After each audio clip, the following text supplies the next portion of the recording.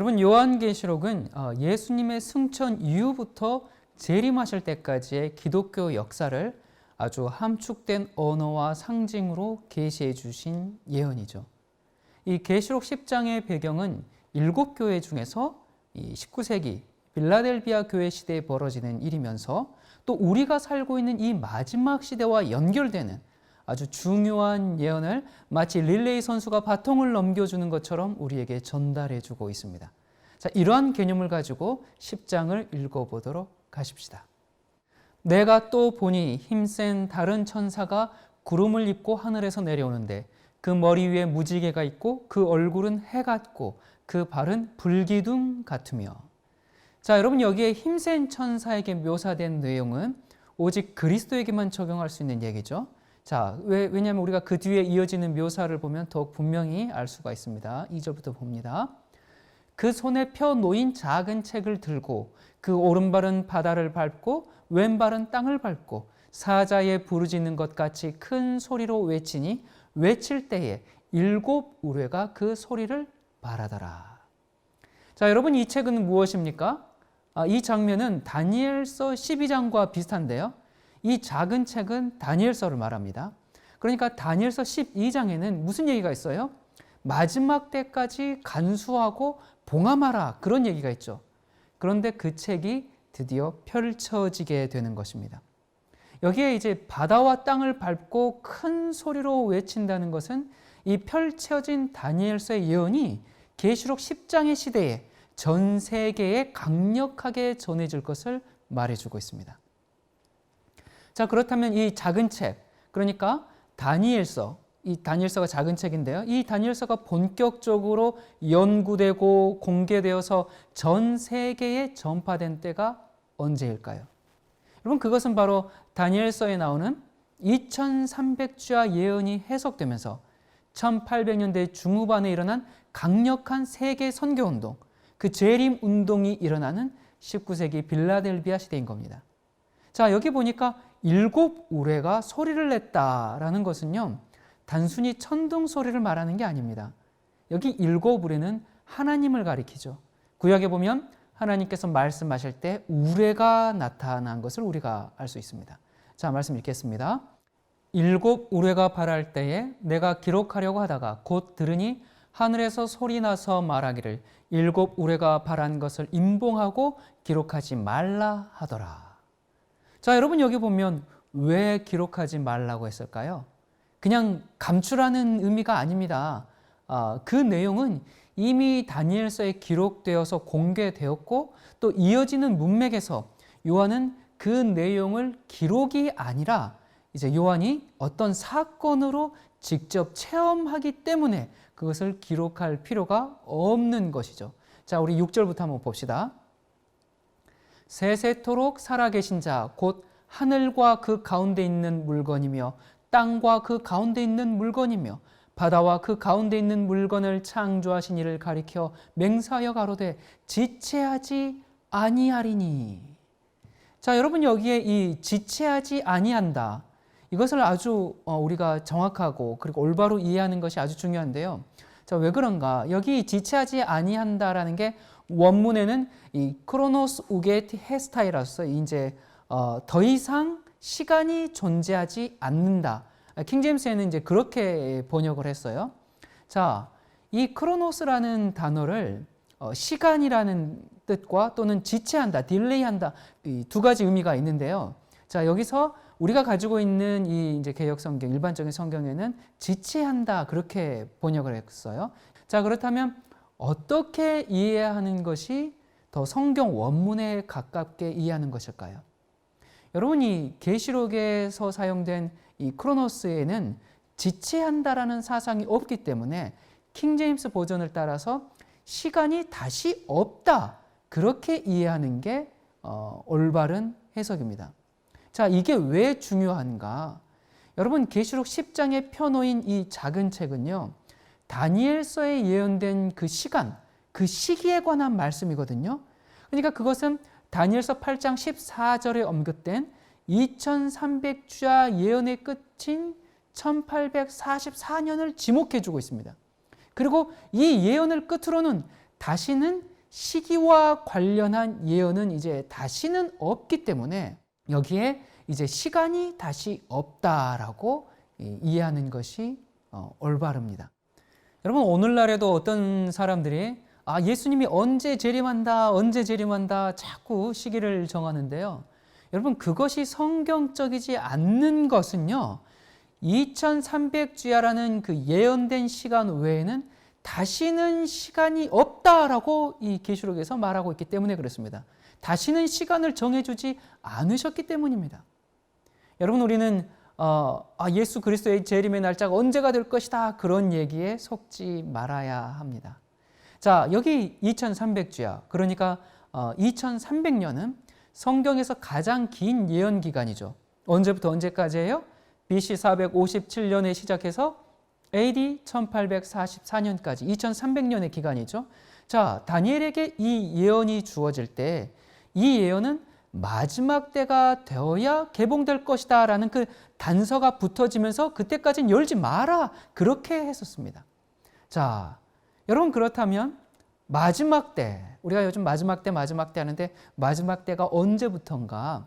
이 마지막 때는 이 교황청의 권세가 확립된 AD 538년, 기원후 538년부터, 그리고 이제 그 1260년의 기간이 지나면 1798년이 되죠. 그러니까 이제 이 1798년 이후부터가 마지막 때가 됩니다. 자, 마침내 계시록 10장에 예언된 이 세계 선교와 재림 운동과 관련해서 그리스도께서 다니엘서에 이 봉함된 부분을 이제는 펴놓인 작은 책, 그렇게 이제 이 봉함된 것을 펴고 이제 펼쳐놓으심으로, 그걸 개봉하심으로 2300주야 예언을 마무리 짓는 것입니다. 드디어 이제 다니엘서의 예언이 계시록 10장에서 아주 장엄하게 성취되면서 지금 펼쳐지고 있는 장면인데요. 자, 그런데 이 다니엘서의 예언이 계시록 10장에서 완전히 종결되는 것이 아니라 이 10장에서 미완성으로 오늘을 사는 우리에게 넘겨지고 있습니다. 그렇다면 그 일은 무엇이고 우리는 어떻게 해야 하는 것일까? 자, 우리 7절부터 봅니다. 일곱째 천사가 소리내는 날, 그 나팔을 불게 될 때에 하나님의 비밀이 그 종 선지자들에게 전하신 복음과 같이 이루리라. 자, 여러분, 여섯째 천사는 9장에서 나팔을 불었어요. 그리고 일곱째 천사는 11장에서 나팔을 불기 때문에 계시록 10장은 두 나팔 사이에 지금 끼어 있습니다. 여러분, 우리는 지금 일곱째 천사가 나팔을 불고 있는 그 시대에 우리가 지금 살고 있거든요. 그러니까 하나님의 비밀이 그 종들에게 이루어지는 시대, 예수님께서 재림하시기 직전의 시대, 이슬람이 세상을 괴롭게 하는 시대, 나팔을 부는 동안 하늘에서는 재림전 심판의 사역이 진행되고 나팔이 끝나면 은혜의 시기도 끝나고 칠재앙이 내려지는 그런 때 우리가 지금 살고 있습니다. 자, 우리 8절부터 봅니다.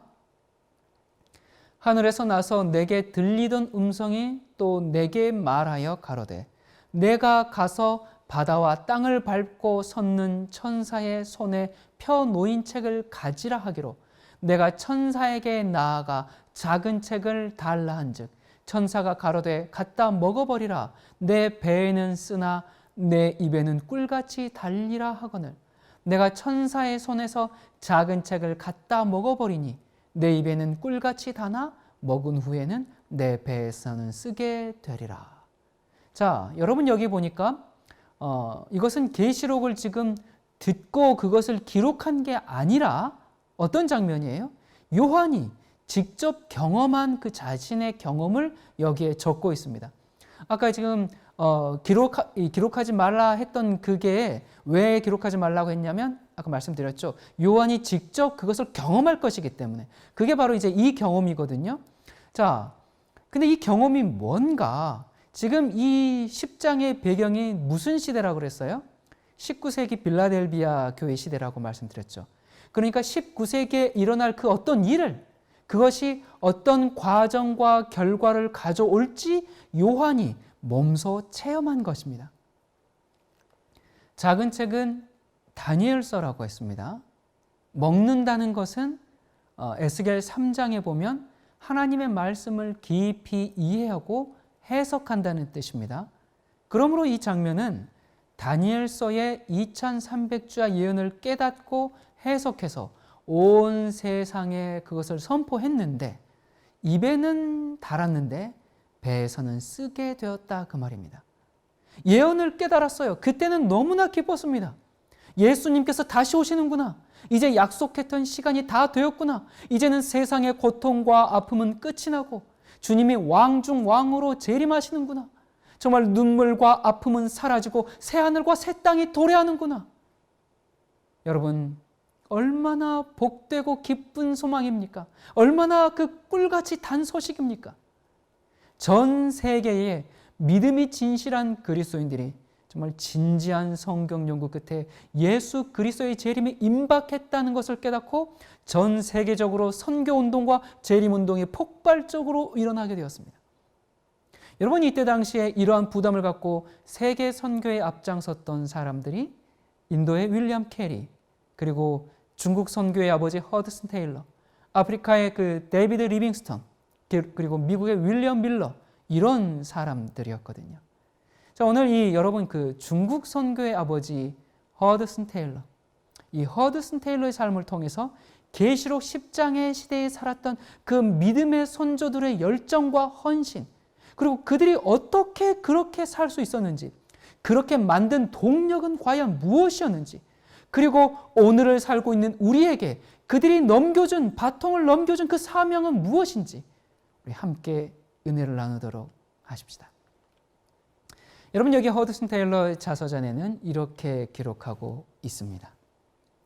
말씀을 깊이 연구하는 중에 한 친구가 천년왕국 직전에 오실 예수 그리스도의 재림에 관한 문제를 내게 제기했다. 그리고는 관련 성경 구절을 아무런 해석이나 주의 없이 성경 그대로를 보여주면서 한번 깊이 묵상해 보라고 권유했다.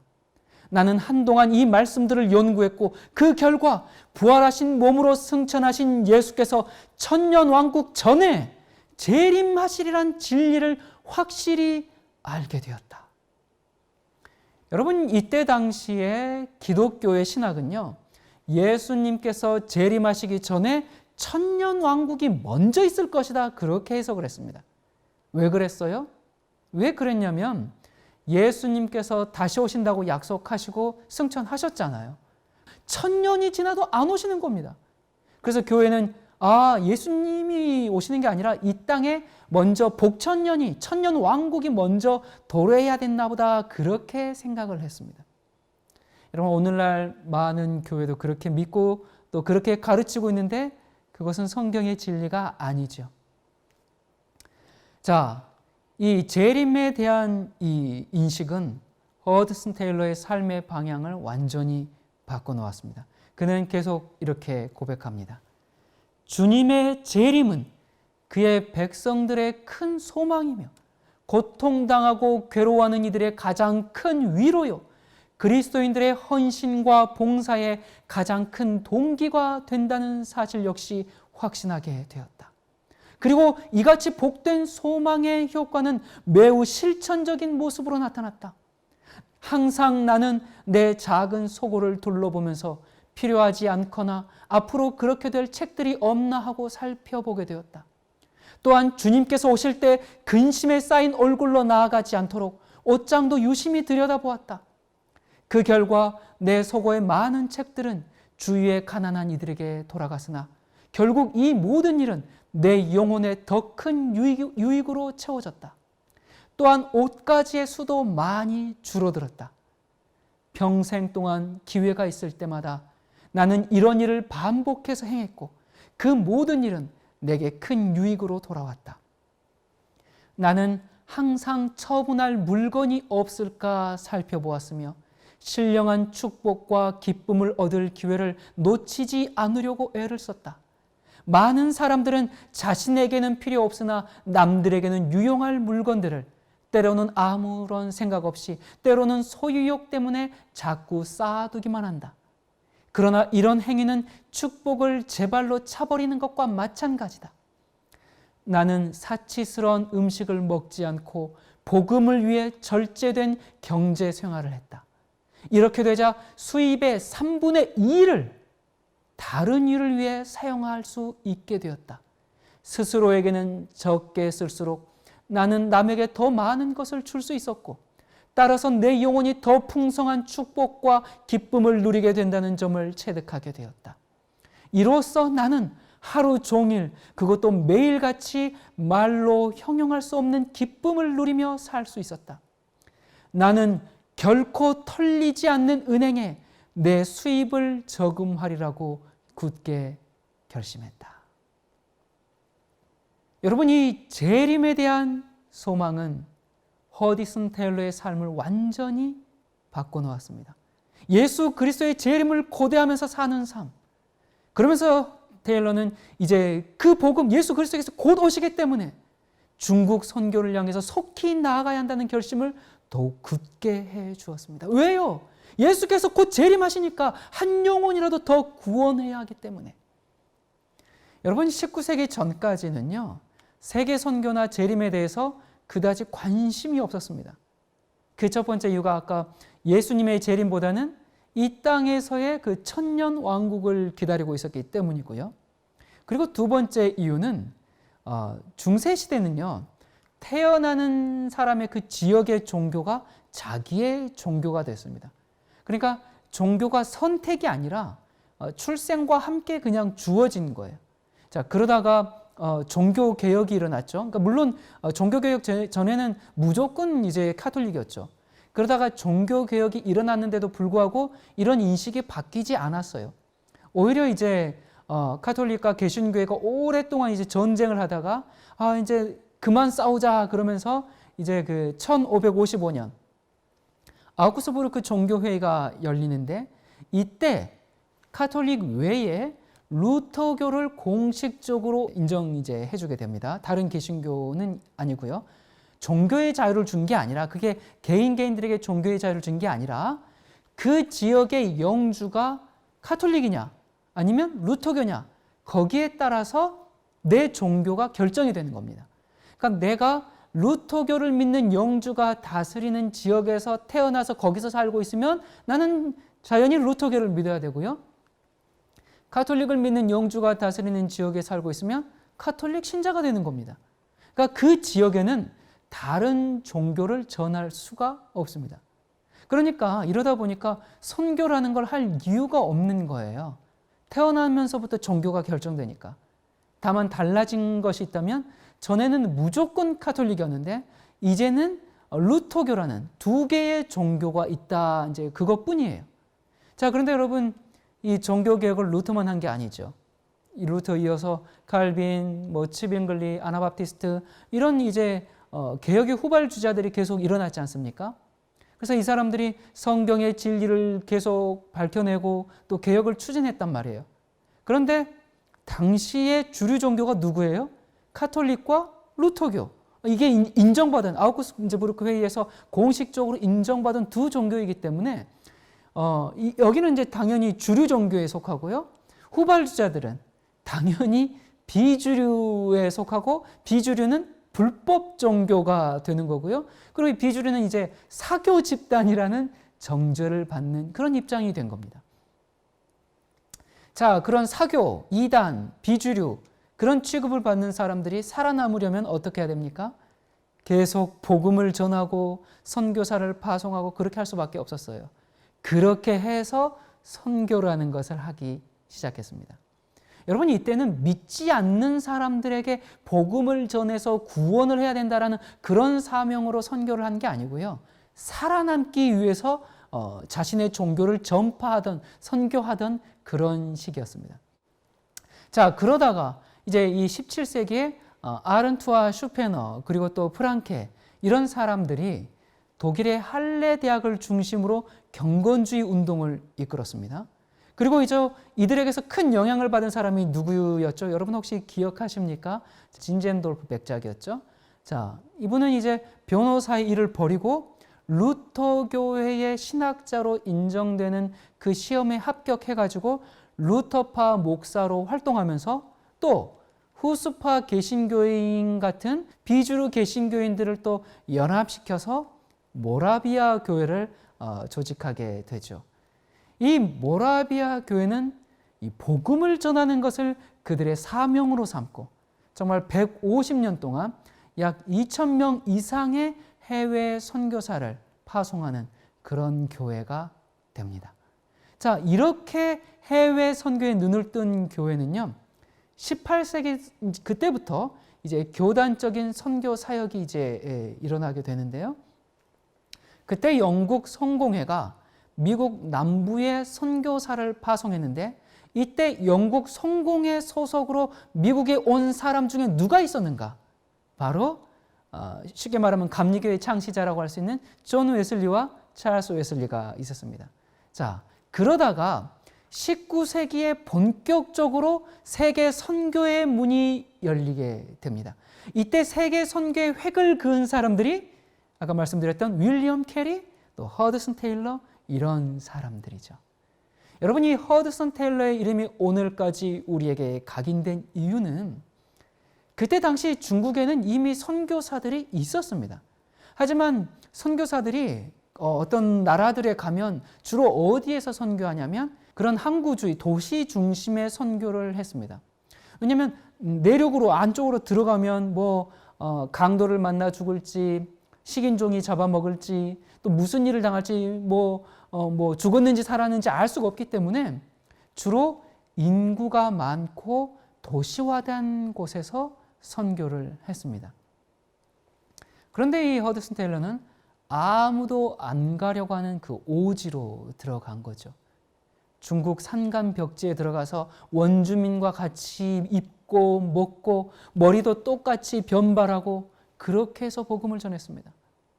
여러분, 얼마나 고생이 많았겠습니까? 얼마나 많은 위험을 겪었겠으며 얼마나 많은 시련을 겪었을까요? 하지만 예수 그리스도의 그 재림에 대한 소망, 거기에 이어서 정말 불타오르는 그의 헌신으로 말미암아 중국이 그 전까지는 해변만 계속 복음화되다가 안쪽까지 복음이 확산되기 시작합니다. 한 번은 이제 이 테일러가 복음을 전하기 위해서 배를 타고 이동하고 있는데요. 어느 날 이 아주 기가 막힌 경험을 하게 됩니다. 이제 전날의 전도 집회 때 이제 참석했던 어떤 한 사람이 있었는데요. 그 사람이 이제 설교를 더 듣고 싶어서 그 허드슨 테일러가 탄 배에 같이 탔습니다. 같이 타서 이제 가고 있는데 그만 그 사람이 강에 빠지고 말았어요. 그런데 그 배에 탔던 사람들이 그 사람이 빠진 곳을 그냥 쳐다만 볼 뿐이지 아무도 그 사람을 구해내려고 움직이질 않는 겁니다. 근데 이제 그 옆에 가까이에 이제 고기잡이 배가 있었어요. 그래서 거기 그 그물이면 이제 건져낼 수 있을 거라는 생각이 들어서 이 허드슨 테일러가 이제 그 고깃배 주인에게 지금 여기 사람이 빠졌으니까 이 지점에 좀 그물을 던져주십시오 라고 이렇게 말을 했어요. 그런데 이 고깃배 주인이 뭐라고 했냐면 우리는 지금 고기를 잡고 있기 때문에 그럴 형편이 못 됩니다. 그렇게 대답을 한 거예요.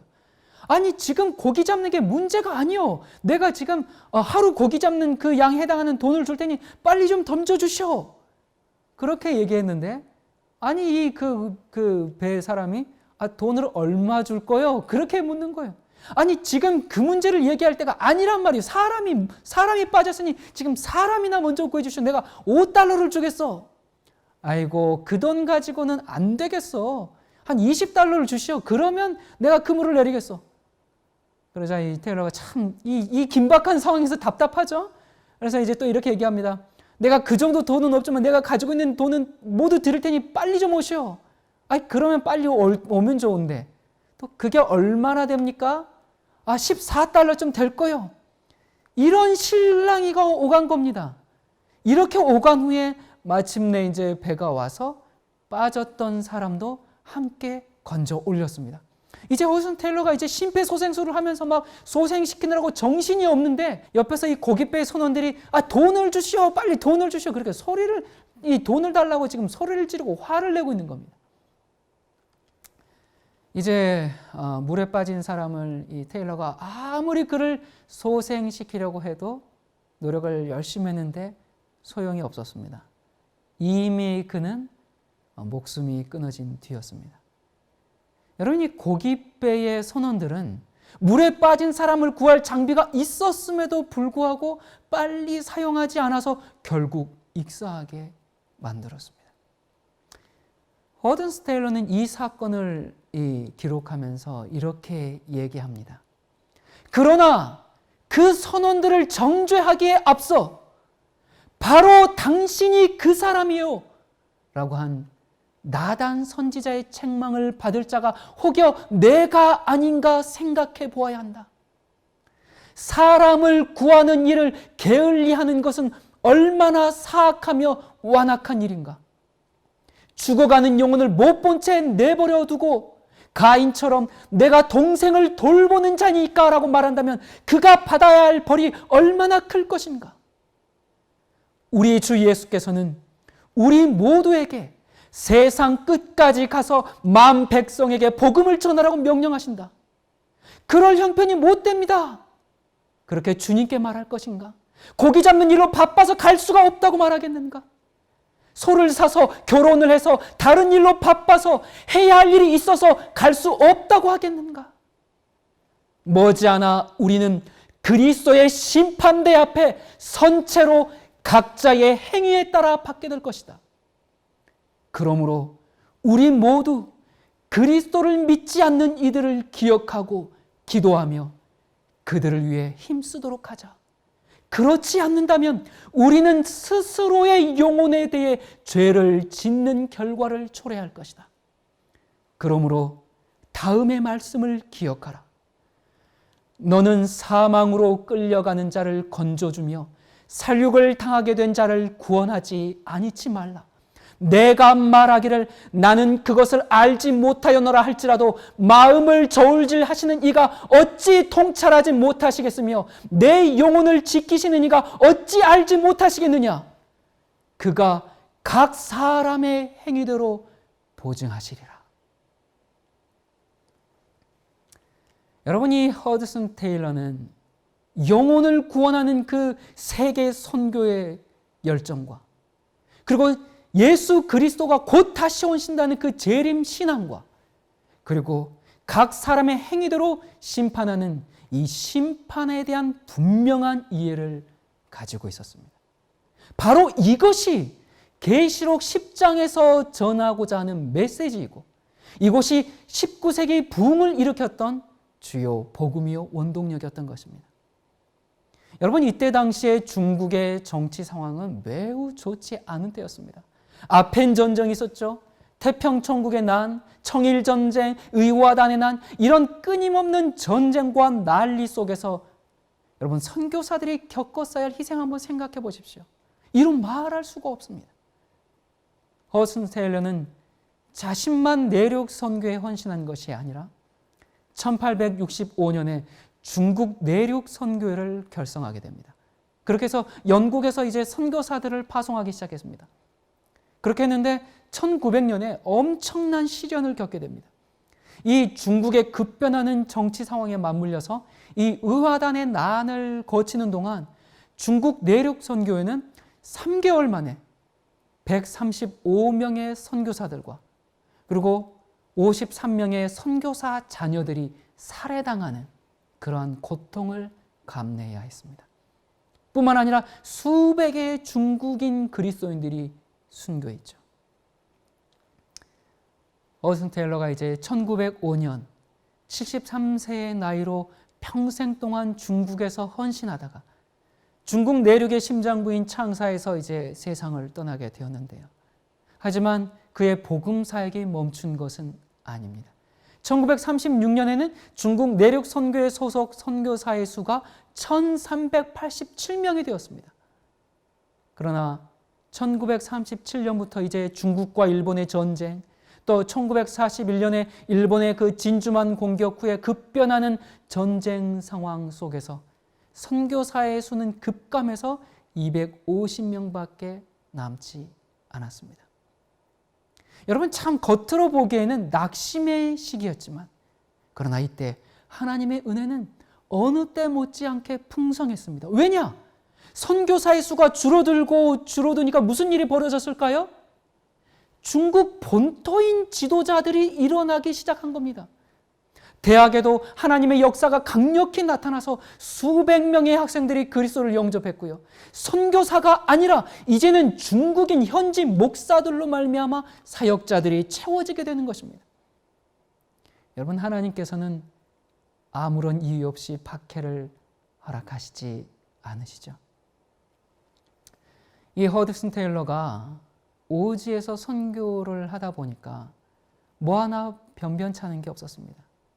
중국에 온 지 13년이 지났을 때, 그때 사랑하던 딸이 죽고요. 4년 후에는 5살 된 아들이 죽고요. 그 같은 해에 태어난 지 20일 만에 아들이 또 죽고요. 그로부터 13일 만에 아내마저 32살 나이로 죽게 됩니다. 가족 넷을 먼저 보냈습니다. 그것도 한 해에 셋을 한꺼번에 보냈습니다. 여러분, 얼마나 힘들었을까요? 얼마나 고통스러웠을까요? 여러분, 그러나 여전히 우리 하나님은 환난 중에 만날 큰 도움이심을 여러분 믿으십니까? 하나님은 당신의 사랑하는 자녀들이 겪는 그 슬픔을 알고 계십니다. 우리가 어떤 어려움 가운데 있든지 간에 우리가 하나님 편에 있다면 이 모든 것이 결국 최선의 유익이 되리라는 것을 우리는 잘 알고 있지 않습니까? 여러분, 우리는 고난 가운데서도 하나님의 신실하심을 기억하도록 합시다. 감추어진 모든 것들이 다 밝히 드러나게 되는 그 영광스러운 그날, 우리는 얼마나 하나님의 이름을 찬양하게 될까요? 여러분, 이 허드슨 테일러는 그리스도만을 위해서 살았고 영혼들에게 구원의 복음을 전하는 일에 헌신했고 어떠한 상황에서도 하나님께 대한 철저한 신뢰를 잃지 않았고 복음에 대한 분명한 확신과 사람에 대한 끝없는 사랑을 간직했고 전도에 대한 엄청난 열정으로 언어, 의학, 각종 분야의 훈련을 철저히 감당했고 자신에 대해서는 엄격하게 관리하면서 삶에 대한 분명한 목적을 가졌고 무엇보다 고난과 시련을 겪으면서도 물러서지 않고 기독교회사에 뚜렷한 발자취를 남기게 되었습니다. 여러분, 그는 한순간도 그의 삶을 비본질적인 일에 허비하지 않았습니다. 하물며 이 중국의 인민일보가 이 중국의 근대화에 공헌한 외국 사람으로 허드슨 테일러를 선정하고 그의 전기를 발간하게 되었습니다. 여러분, 이 하나님의 사람은 사상과 이념을 떠나서 결국엔 인정을 받게 되죠. 여러분, 어떤 사람들은 만약 하나님이 존재한다면 내가 마지막 죽음의 순간에 그때 회개하고 심판과 멸망의 운명으로부터 도망칠 수 있을 것이다. 나 그때 회개하겠다. 그렇게 생각하는 사람들이 있습니다. 여러분, 그거 헛된 생각입니다. 그렇게 생각하고 사는 사람에게 그런 행운은 오지 않을 겁니다. 여러분, 하나님은 오늘 이 순간에도 우리의 삶에 개입하시고 역사하십니다. 그러므로 주님을 신뢰하고 존경하며 그분께 모든 것을 바쳐 섬기는 것이 우리 인생에 있어서 최선의 길이고 가장 지혜로운 선택입니다. 계시록 10장의 맨 마지막 절은 이렇게 끝을 맺습니다. 저가 내게 말하기를 내가 많은 백성과 나라와 방언과 임금에게 다시 예언하여야 하리라. 여러분, 여기 세계 선교와 재림에 대한 소식으로 기뻐했던 그들, 하지만 그들의 생전에 그 고대하던 예수 그리스도의 재림은 오지 않았습니다. 그렇다고 해서 그들이 잘못 살았습니까? 그들이 광신주의자였습니까? 여러분, 이 시대에 우리는 온 세상에 다시 외쳐야 합니다. 무엇을요? 여러분, 그들이 무엇을 외쳤습니까? 그리스도의 재림을, 하나님의 심판을, 참된 복음을. 여러분, 우리는 재림에 대한 인식을 하고 사는 순간부터 그때서야 진정한 그리스도인이 됩니다. 어드슨 테일러는 중국의 영혼들에게 이렇게 전했습니다. 나는 중국어로 십자가에 못 박히신 구세주에 대하여 설교하고 우리 인생은 유한하며 그리스도께서 언제 재림하실지 알 수 없다는 점을 강조했다. 영혼들에게 그리스도를 받아들이게 하여 살아있는 교회로서 그리스도의 이름에 먹칠하지 않는 교회로서 살도록 이끄는 데 있었다. 여러분, 이것이 어쩌면 이 시대에 우리가 다시 예언해야 할 내용이 아닐까요? 십자가에 못 박히신 그리스도를 높이고 인생은 반드시 끝이 있기 때문에 예수님께서 곧 재림하실 그러한 시대에 살고 있기 때문에 살아있는 교회로서 그리스도 이름에 먹칠하지 않는 교회로서 살아야 한다는 이 메시지가 오늘날 우리의 가슴 속에 다시 울려 퍼져야 합니다. 여러분, 주님께서 정확히 언제 오시는가? 그런 점은 결코 중요한 문제가 아닙니다. 진정 중요한 것은 언제든지 주님 맞을 준비를 하고 사는 삶입니다. 주님께서 언제 재림하시든지 간에 근심이 아니라 기쁨으로 맞이해야 한다는 이 사실이 우리에게 생생하게 느껴질 때 교회는 다시 부흥을 맞이하게 될 것입니다. 기도하겠습니다. 우리와 함께 하시는 하나님 아버지, 우리에게 예수 그리스도의 재림에 대한 소망을 심어주시고 그로 말미암아 영혼들을 위하여 불타는 열정이 넘치게 하시고 하나님의 참된 복음에 대하여 애끓는 애정이 넘치게 하셔서 주님께로 받은 이 빛을 온 세상에 전하는 주님의 귀한 일꾼들 될 수 있도록 도와주시옵소서. 마지막 백성들에게 다시 예언하여야 한다고 말씀하셨습니다. 19세기에 펼쳐졌던 그 복음이 우리의 손에 이 바통이 넘어져 왔습니다.